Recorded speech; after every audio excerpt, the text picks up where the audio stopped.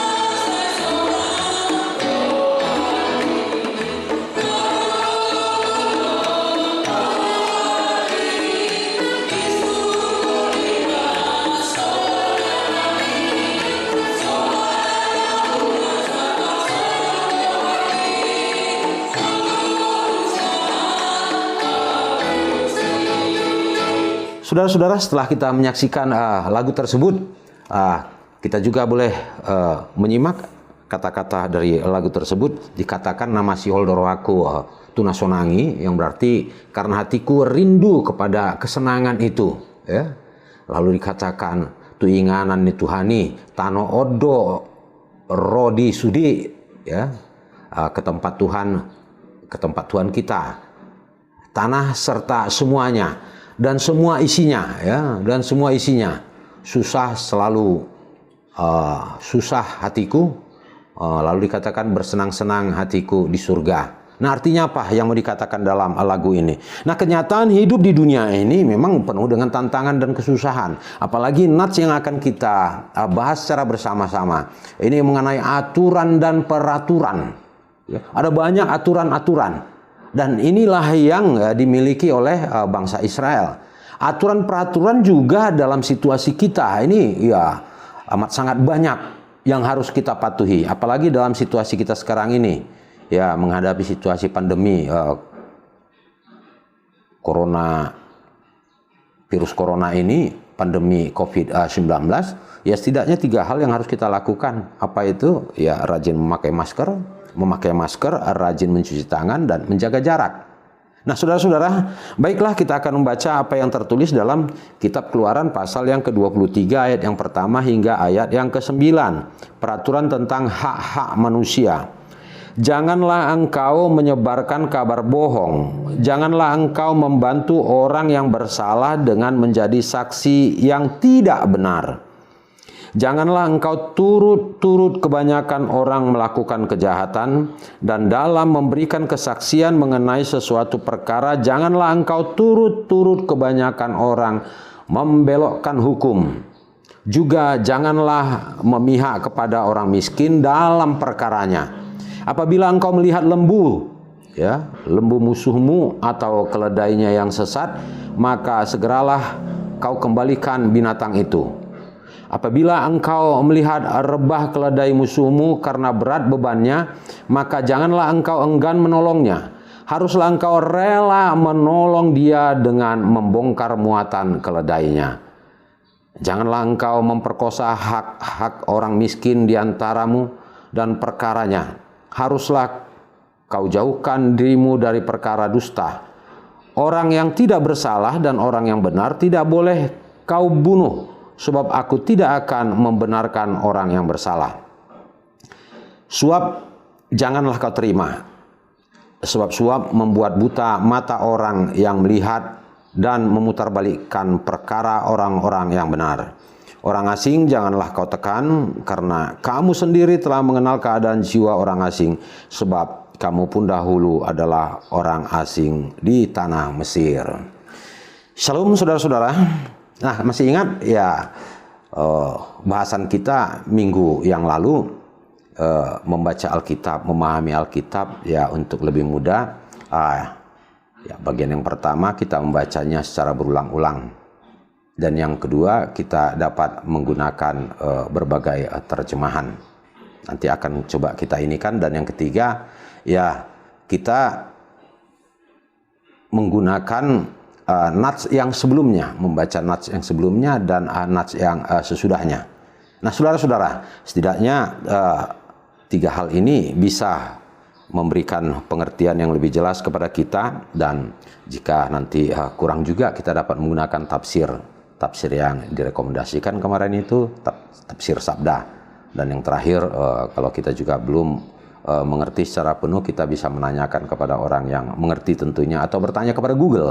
Nah, begini saudara-saudara, untuk hal yang pertama ya, hal yang kedua, kita bisa menggunakan berbagai terjemahan. Nah, terjemahan yang baru kita baca tadi ini terjemahan baru. Ini yang dibuat tahun 1974. Lalu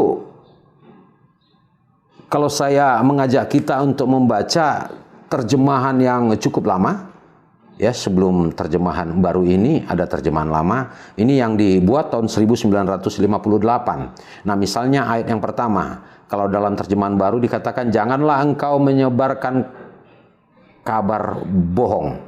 Tapi dalam terjemahan lama tahun 1958 di sana dikatakan jangan kamu bawa kabar yang dusta. Nah, ada perbedaannya. Jangan kamu bawa kabar yang dusta. Sepertinya lebih enak ya dari terjemahan yang baru ini. Nah, kalau kita membaca lagi terjemahan sehari-hari, apa di sana dikatakan? Ini yang dibuat tahun 1985. Di sana dikatakan jangan menyebarkan kabar bohong. Ada bedanya ya. Kalau terjemahan baru yang kita baca bersama, janganlah engkau menyebarkan kabar bohong. Janganlah engkau. Di sini jangan menyebarkan kabar bohong. Nah, ada lagi terjemahan yang versi mudah dibaca.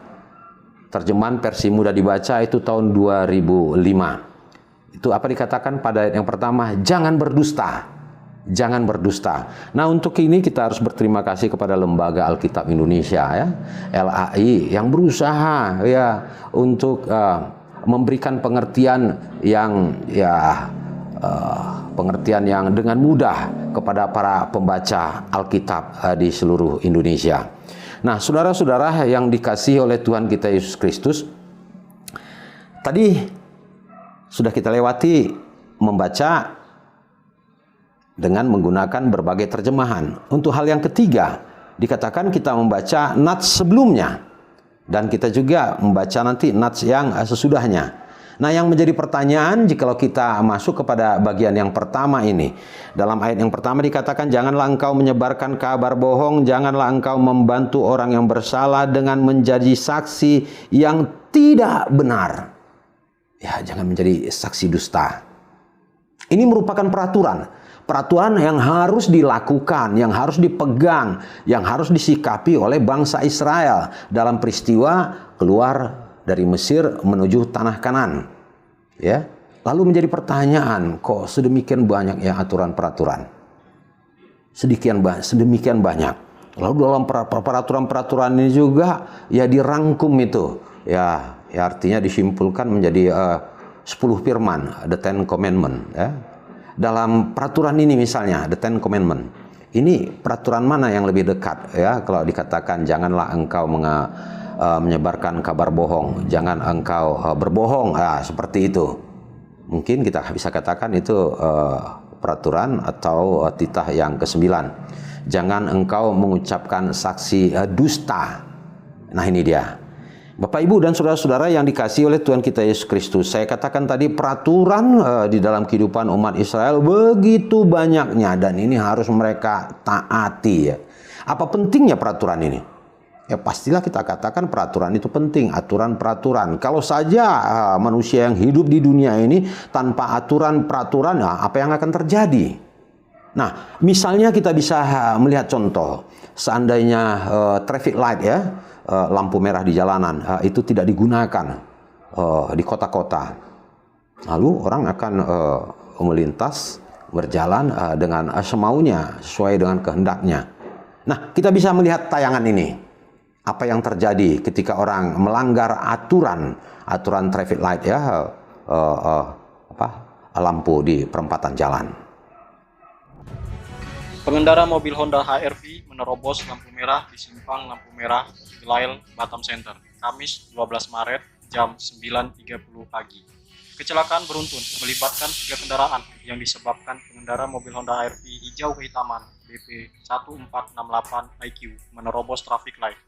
Kasat Lantas Polresta Barelang, Kompol Yunita Stefani mengatakan, mobil Honda HR-V tersebut melaju kencang menerobos traffic light selang 5 detik lampu berubah merah, sehingga menyebabkan tabrakan beruntun.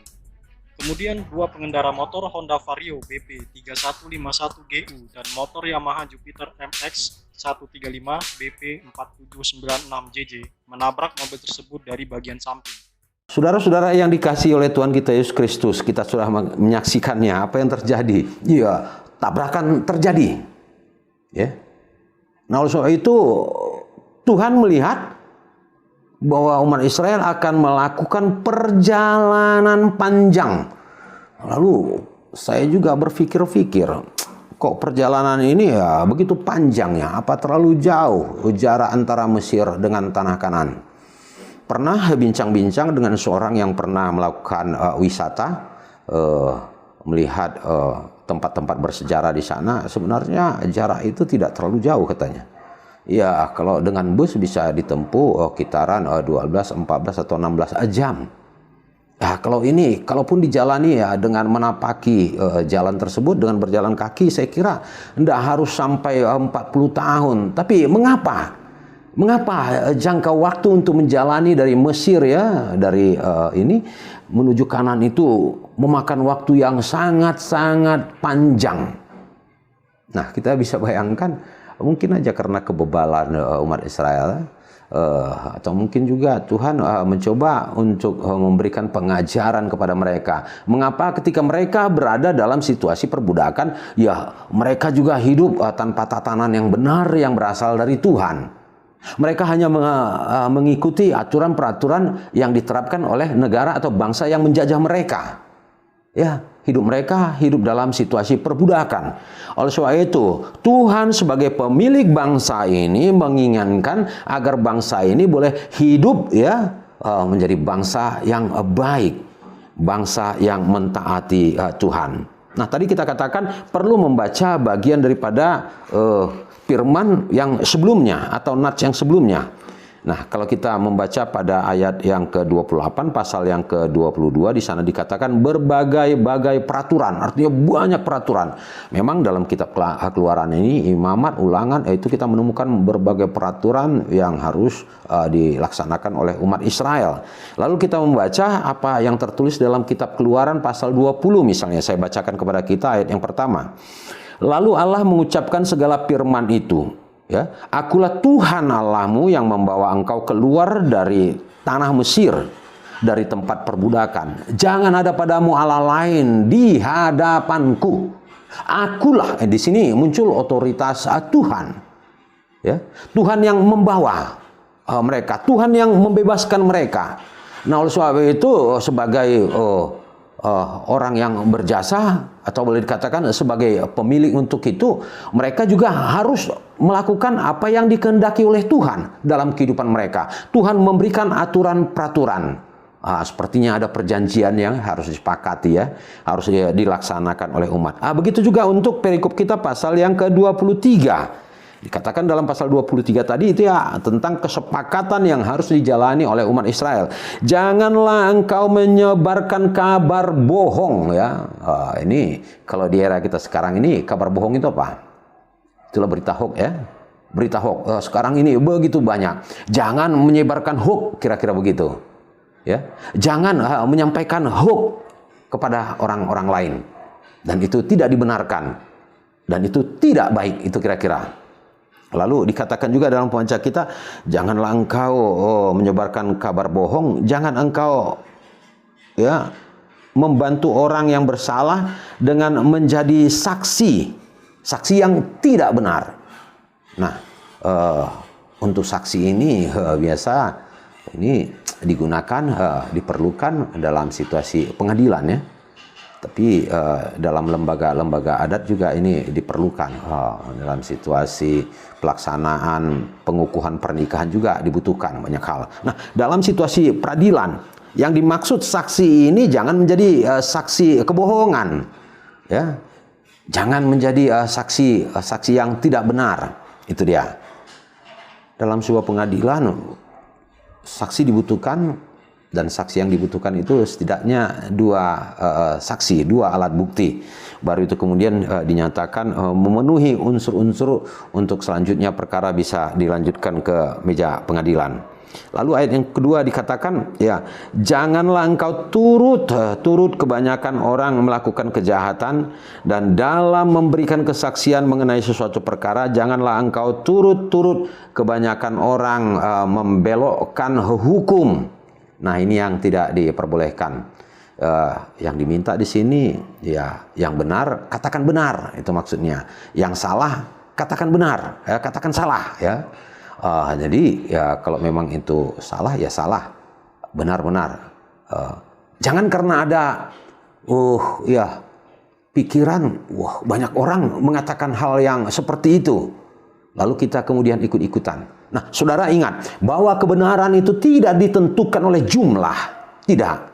Kebenaran itu bukan karena kuantitas, ya. Nah, tapi kebenaran itu ya memang karena sebuah kebenaran, ya. Nah, itu yang dimaksud. Kita ingat akan peristiwa Yesus. Ada banyak orang yang berteriak-teriak mengatakan salibkan dia, salibkan dia, ya. Apakah itu sebuah kebenaran? Oh, tidak. Yesus disalib apa karena kesalahan? Oh, tidak. Tapi karena memang dia melakukan kehendak Bapaknya yang di surga. Lalu itu yang saya katakan tadi, bahwa kebenaran itu tidak tergantung kepada jumlah orang. Bapak, Ibu, dan saudara-saudara yang dikasihi oleh Tuhan kita Yesus Kristus. Ya, menarik sekali dalam hal ini, jikalau kita cermati lagi, kita memasuki ayat yang ketiga. Apa dikatakan di sana? Juga janganlah memihak kepada orang miskin dalam perkaranya. Ya, ini memang kecenderungan terjadi di dunia ini, ya. Kalau ada seorang yang miskin yang tertindas memasuki ranah hukum, ya, diadili, keberpihakan seseorang begitu luar biasa. Ini Alkitab mengatakan itu tidak diperkenankan. Kalau memang dia salah, ya salah, biarkan aja, ya. Hukum menentukan untuk hal itu. Tapi boleh nggak orang miskin yang bersalah itu ditolong? Ya boleh, kenapa tidak?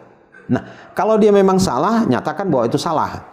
Nah, misalnya contohnya seperti ini. Kita lihat di negara kita, atau terutama di daerah Sumatera ini.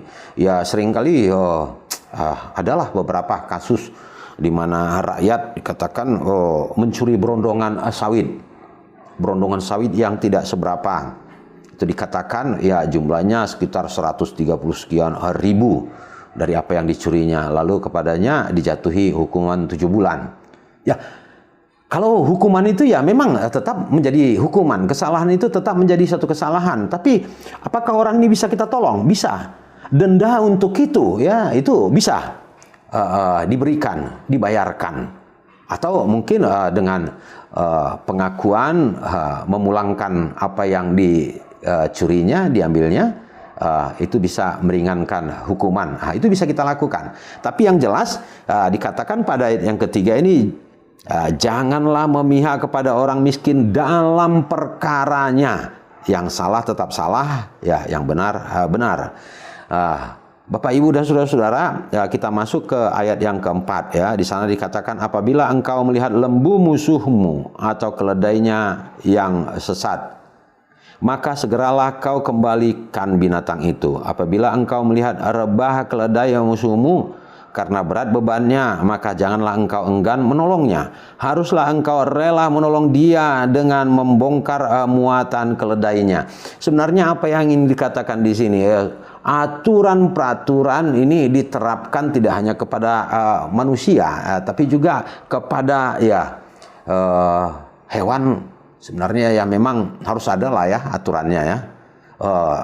Tetapi dalam hal ini misalnya kita membaca ulang lagi ayat yang keempat dan kelima, peruntukannya ini bukan kepada lembu atau keledainya, peruntukannya kepada si pemilik, itu ya.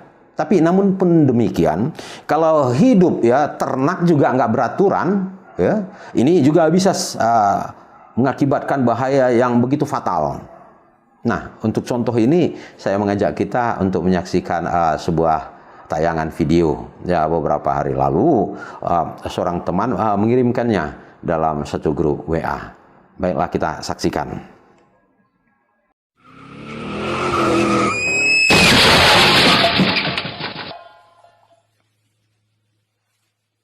Nah, saudara-saudara yang dikasihi oleh Tuhan kita Yesus Kristus, ya, sekalipun ya seperti juk juga kelihatan, tapi ini ya saya kira kisah nyata juga, ya. Seorang bersepeda motor, lalu ada binatang, apakah itu kerbau atau banteng, ini, lalu ya karena kejar-kejaran menabrak.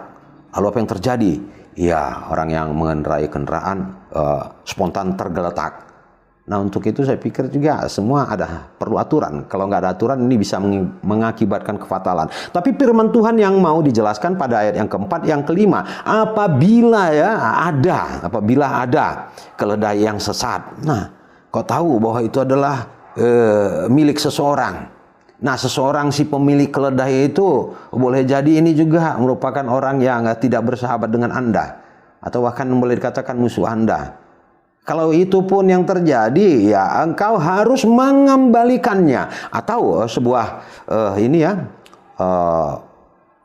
keledai yang membawa muatan kemudian terjatuh. Karena apa? Karena muatan yang terlalu banyak. Ya kembali saya katakan, sekalipun itu ya milik daripada orang yang tidak menyenangi Anda juga ya harus menolongnya. Ya mengurangi muatannya, mengeluarkan muatannya, dan kemudian ya membuat kembali menjadi baik. Saudara-saudara yang dikasihi oleh Tuhan kita Yesus Kristus, untuk ini saya kira merupakan hal yang sulit ya. Sulit sekali untuk dilakukan. Ya. Bagaimana caranya? Ini mau mengatakan bahwa kasihilah musuhmu. Itu mungkin yang mau dikatakan ya. Betapapun sulitnya, betapapun beratnya, ini tidak diperkenankan untuk melakukan balas dendam begitu. Tapi harus melakukan kebaikan kepada setiap orang. Lalu ayat yang ke-6 dikatakan, janganlah engkau memperkosa hak orang miskin di antaramu dan perkaranya. Ya. Haruslah kau jauhkan dirimu dari perkara dusta. Haruslah kau jauhkan dirimu dari perkara dusta. Ya, jangan mengeksploitasi manusia, ya, memperkosa hak-hak orang miskin. Jangan ya mentang-mentang kita tahu orang itu lemah, miskin, kita berpikir dalam hati kita, ya ada kekuatannya itu, lalu kita dengan seenaknya menekannya, atau dengan semacam ilustrasi lah boleh dikatakan. Ada orang yang mengatakan mungkin dalam situasi pandemi bisa dikatakan begini. Sebagian orang berpikir, hari ini kita makan apa? Atau mau mengatakan, hari ini ya masih ada nggak makanan? Itu kepada situasi orang yang mengalami kesulitan yang begitu luar biasa. Lalu sebagian orang juga mau mengatakan, hari ini kita makan di mana? Atau dia mengatakan, hari ini kita memesan order makanan apa? Jenisnya, jenis makanan apa? Dan yang terakhir, ini yang dikatakan dalam ayat yang ke-6, janganlah engkau memperkosa hak orang miskin. Hari ini kita makan siapa? Hari ini siapa yang akan kita habisi? Jangan sampai seperti itu. Jangan mengeksploitasi, jangan menekan, jangan berusaha untuk mengambil apa yang tidak menjadi milik kita. Lalu dikatakan pada yang ke-7, haruslah kau jauhkan dirimu dari perkara dusta. Dilarang berdusta. Nah ini juga ya memang sangat-sangat sulit ya untuk diterapkan ya. Dan orang juga mengatakan kadangkala perlu juga berdusta. Perlu juga berdusta. Saya untuk ini saya ingat akan pesan ibu saya. Ya perkataan ibu saya. Suatu ketika dia mengatakan ya menjelang malam minggu biasa ketika masih anak muda. Saya katakan, mah bagi duit. Lalu dia memanggil saya ke kamar dan memberikan, nih untukmu katanya. Lalu dia katakan, nah ini jangan tahu abangmu. Jangan tahu abangmu. Abangmu nggak pernah minta duit. Oh iya, saya waktu itu merasa bangga lah ya. Sebab sepertinya saya merupakan anak yang lebih diperhatikan di tengah-tengah keluarga. Tapi nggak lama berselang, saya melihat abang saya juga masuk kamar. Ya menjumpai ibu saya. Dan saya coba dengar apa perkataan yang sama dikatakan. Nah ini dia katakan, jangan diketahui adikmu jarang. Nah suatu ketika setelah saya selesai sekolah teologi, saya ya diskusi dengan keluarga sambil berkelakar seperti itu. Saya mengatakan, ya mama juga dulunya sering bohong. Kenapa kau katakan begitu? Iya, saya ingat, saya ceritakan cerita tadi. Lalu ibu saya mengatakan apa? Itu bohong yang benar. Gabus nasi tong doi, dia katakan dalam bahasa daerah. Bapak, Ibu, dan saudara-saudara, apakah itu memang dibenarkan untuk ini? Ya, tapi saya berpikir-pikir juga tergantung kepada motivasi. Nah, yang dimaksud di sini janganlah engkau menyatakan, jauhkanlah dirimu dari perkara dusta, jangan berdusta. Ini artinya perbuatan yang berulang-ulang dilakukan oleh seorang, dan perbuatan ini bisa merugikan orang lain. Ya, perkataan dusta ini bisa sampai kepada tindakan membunuh orang lain, menghabisi kehidupan orang lain. Mungkin ini Nah, mungkin kalau saya berikan contoh seperti ini. Nah, suatu ketika misalnya, ada orang berlari-lari di depan saya. Dan saya mendengar teriak-teriak, tangkap, tangkap, tangkap. Rampok, rampok, dia katakan. Lalu saya terkejut. Ketika saya terkejut, spontan saya berdiri. Saya berdiri. Lalu orang yang mengejar-ngejar ini membawa senjata, membawa parang dan sebagainya. Ketika orang ini melihat saya, lalu bertanya, "Ya, Pak, apakah Bapak melihat orang berlari dari sini?" Saya berpikir, kalau saja saya langsung menunjuk kepada orang tersebut akan dapat dan kemungkinan nyawanya akan dihabisi. Lalu saya mengatakan spontan, ya, tanpa ada berpikir panjang, "Apa Pak? Apa ada melihat orang lari tadi dari sini?" Saya katakan, ketika saya berdiri, saya tidak melihat orang lari. Ketika saya berdiri, saya tidak melihat orang berlari. Nah, saudara-saudara, apakah itu termasuk bohong?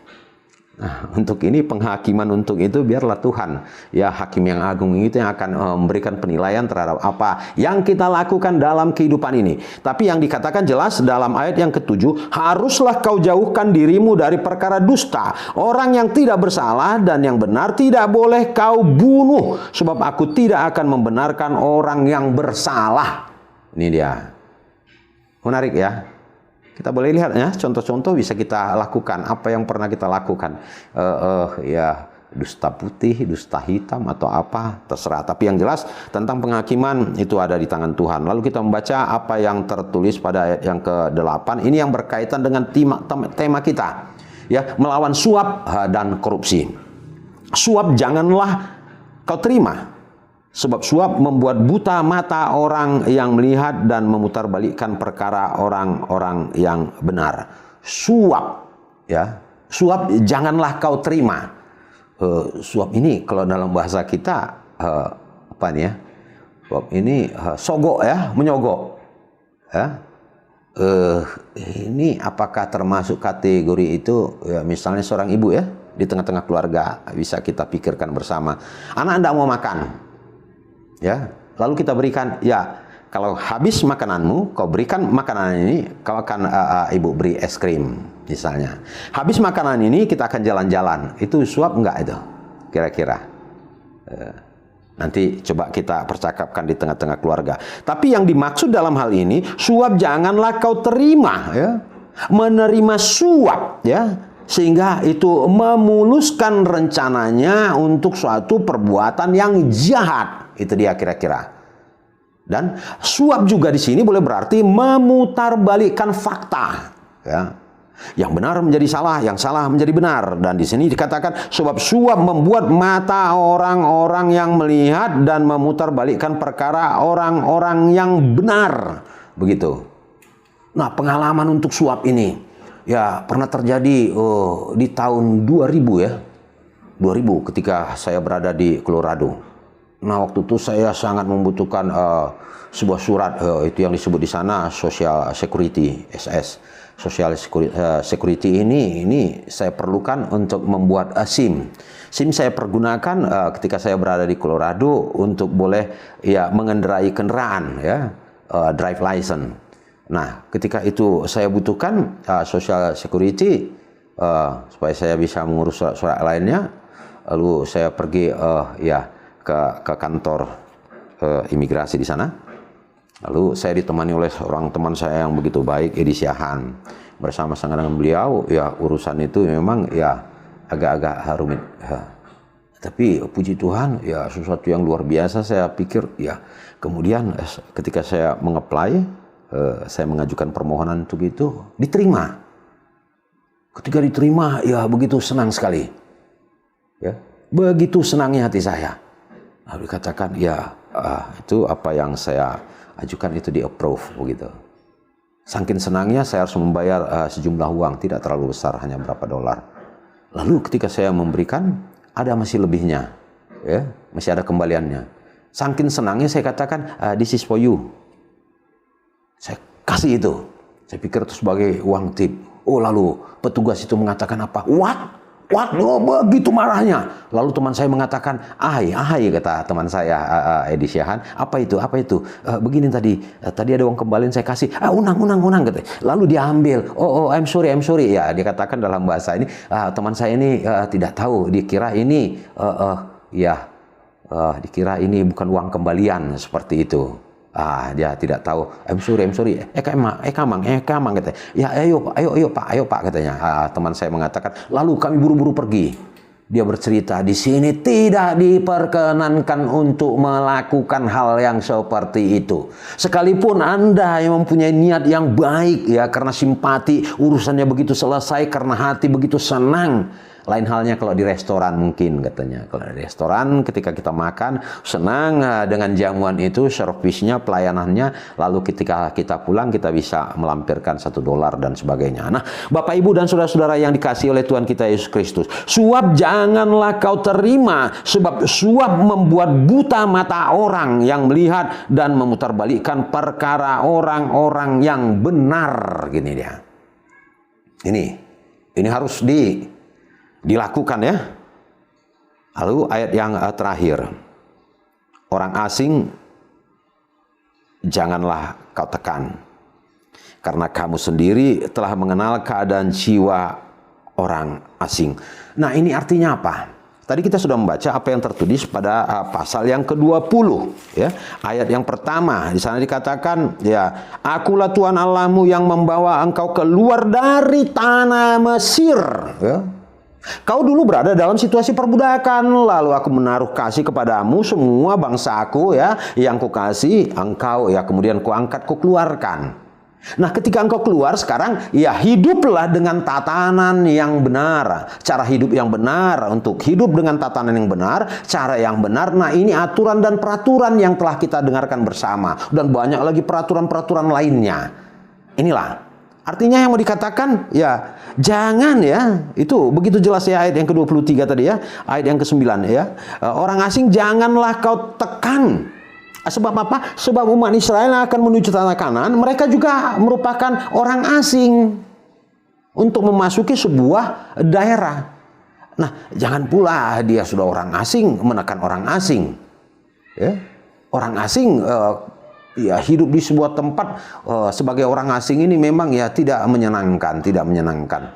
Nah, dalam situasi gereja, ya, di awal akan ibadah kita selalu dikatakan ada sapaan, selamat datang kepada seluruh jemaat, ya, istimewa kepada jemaat yang baru pertama kali, ya, menghadiri dan beribadah bersama-sama dengan kami. Tapi itu saya lihat hanya semacam slogan. Lalu saya coba bincang-bincang dengan penatua, dengan pemuda. Kalau itu dikatakan sapaan itu di awal ibadah, benar-benar coba kalian lihat, ada nggak dalam situasi beribadah itu orang yang baru pertama sekali, ya, boleh dikatakan orang asing yang datang beribadah bersama-sama dengan kita. Kalau ada, ya, sapa.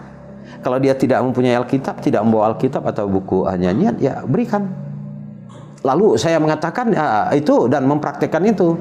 Setiap kali, ya, ada jemaat yang datang yang saya lihat bukan jemaat di situ, saya menyapanya, dan dari mimbar saya katakan, ya, secara langsung, ya, boleh berdiri Bapak yang duduk di sana, dan memperkenalkan diri. Dan lalu dia memperkenalkan diri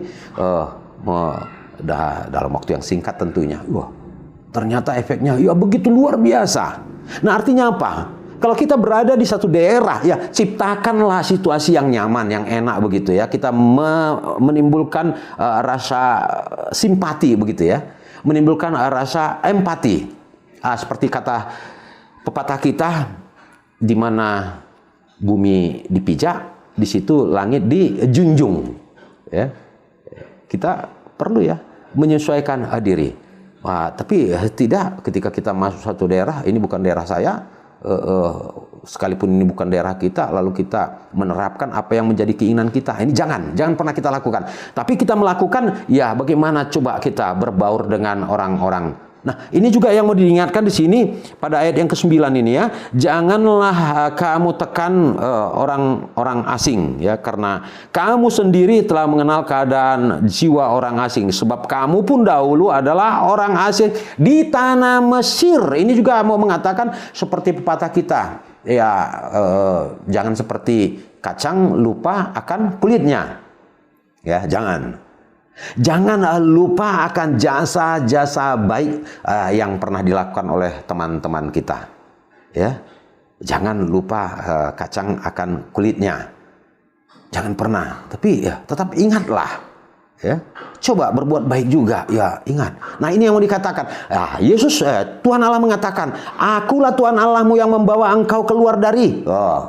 Kau harus ingat apa yang kulakukan, lakukan juga seperti apa yang kuinginkan engkau lakukan. Jangan pernah menekan orang-orang lain. Ya, belum lama seorang teman bercerita kepada saya tentang pekerjaannya. Wah, saya mengalami kesulitan gitu. Kenapa? Ya sepertinya pimpinan saya tidak selalu senang kepada saya. Ya karena apa? Tidak tahu. Atau mungkin Anda pernah melakukan kekurangan, saya juga kurang tahu. Lalu, ya saya dimutasi. Saudara-saudara yang dikasihi oleh Tuhan kita Yesus Kristus, jangankan dalam kehidupan situasi pekerjaan di luar, tapi dalam kehidupan bergereja hal yang seperti ini juga bisa terjadi. Bisa terjadi. Ya, karena seorang pendeta tidak memilih pimpinan itu menjadi pimpinan, apakah bishop atau mungkin dengan istilah pimpinan-pimpinan gereja lain.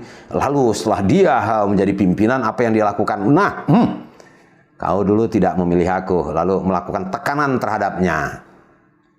Misalnya peraturan itu harus 5 tahun, ya sekalipun dimungkinkan sebelum 5 tahun, tapi ya karena meluapkan ini dia melakukan. Nah, ini jangan pernah melakukan tekanan-tekanan seperti itu, apalagi ya di lingkup ya dalam kawasan gereja.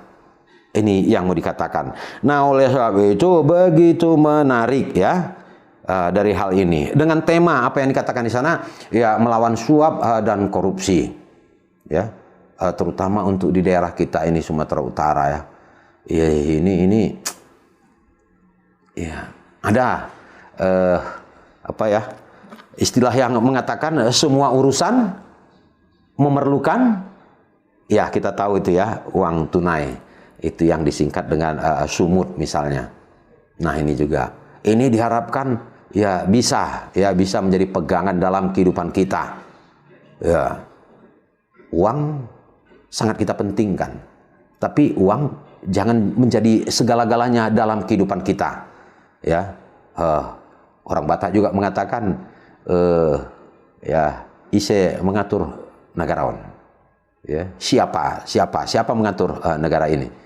Ada orang lain juga mengatakan, ya anapeng, ya dia katakan selanjutnya, tanpa uang itu artinya tidak bisa lebih leluasa seperti itu. Atau orang-orang muda mengatakan apa? Ada uang abang sayang, tak ada uang melayang dan sebagainya. Nah ini tidak terjadi ya. Nah bahkan terutama di lingkup gereja ini harus dijauhi. Belum lama Bapak Ibu dan saudara-saudara ya, persekutuan di gereja, Dewan Gereja-gereja di Indonesia juga mengeluarkan sebuah buku ya. Ini dikeluarkan dalam rangka apa? Untuk mencegah ya, supaya kegiatan korupsi tidak berkembang di mana-mana. Nah, soal itu memang benar gereja juga harus berdampingan dengan pemerintah dalam memerangi ini. Nah, yang terakhir ini juga saya ingin ingatkan kembali, perlunya menjadi saksi yang benar. Terutama dalam situasi kita sekarang ini ya. Ya, di negara kita di Sumatera Utara ini akan terjadi pemilihan kepala daerah ya secara massal ya, terutama di Sumatera Utara akan banyak melakukan pemilihan-pemilihan, dan di lingkup gereja juga ya akan terjadi pemilihan-pemilihan. Di situ juga akan ditempatkan sebagai saksi-saksi. Kita berbuat yang benarlah ya, saksi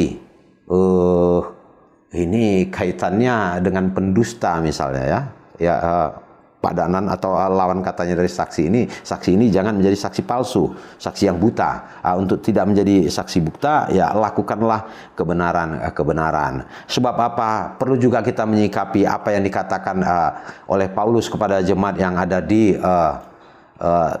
kepada rekan sekerjanya Timotius. Apa yang dia katakan misalnya dalam 1 Timotius ya 2 Timotius 3 ayat yang ke-16.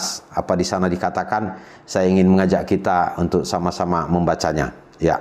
Dalam 2 Timotius 3 ayat 16 dikatakan, segala tulisan yang diilhami Allah memang bermanfaat untuk mengajar, untuk menyatakan kesalahan, untuk memperbaiki kelakuan, dan untuk mendidik orang dalam kebenaran. Baiklah, peraturan-peraturan yang telah kita dengarkan bersama ini boleh mendidik kita, ya. Ini menjadi ilham bagi kita, ya, bermanfaat, ya, untuk menyatakan kesalahan, memperbaiki kelakuan, dan mendidik kita dalam kebenaran firman Tuhan. Amin. Kita bersatu dalam doa.